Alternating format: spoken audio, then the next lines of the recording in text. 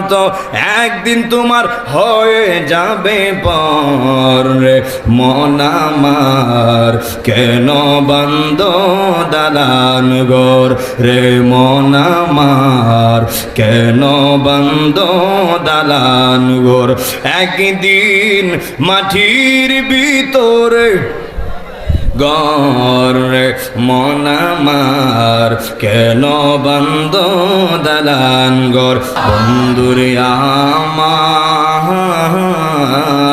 যেই মাত্র রুহটা বের হয়ে যাবে ও বন্ধুরে কিসের বাহাদুরি কিসের তাকাব্বুরি রুহটা বের হয়ে গেলে স্বর্ণ দেহ স্বর্ণ জায়গায় পড়ে থাকবে এই দেহের কোনো মূল্য থাকবে না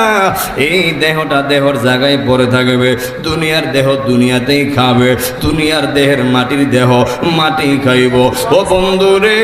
একদিন বুঝি আমি জামালউদ্দিন তাহির রুহটা আজাইল কবজ করব আমার সৈফুল্লাহ ভাই রুহটা কবজ করব আমার মুরব্বী আব্বা রুহটা কবজ করব একদিন আপনাদের রুহ তো কবজ করব এই চেহারা নিয়ে কখনো অহংকার করবেন না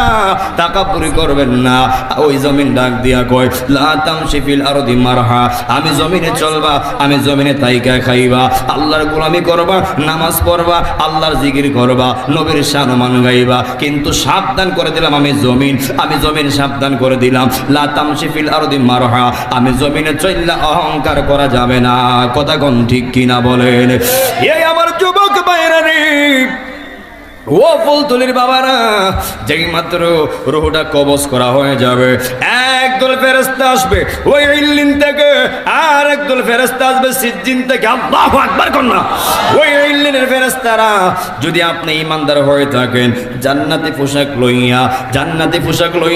জান্নাতি কাপড় লইয়া আয়েশা ওই ঈমানদার রুহটার মাঝখানে দিয়ে একটা বান্ডিং করব একটা প্যাকেট করব করার সময় যেই মাত্র প্যাকেট করা শেষ হয়ে যাবে ওই ইল্লিনের ফেরেশতারা ওই ঈমানদার রুহটা লইয়া তারা রওনা হয়ে যাবে উপর দিকে যেই মাত্র প্রথম আসমানে যাইব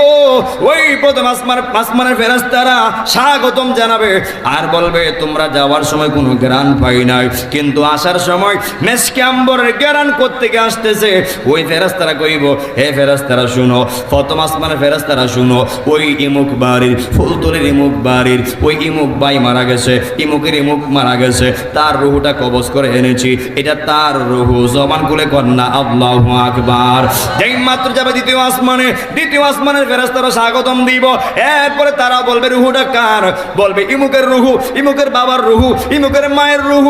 একের পর এক যখন তৃতীয় আসমানে চতুর্থ আসমানে পঞ্চম ষষ্ঠ এবং সপ্তম আসমানে ওই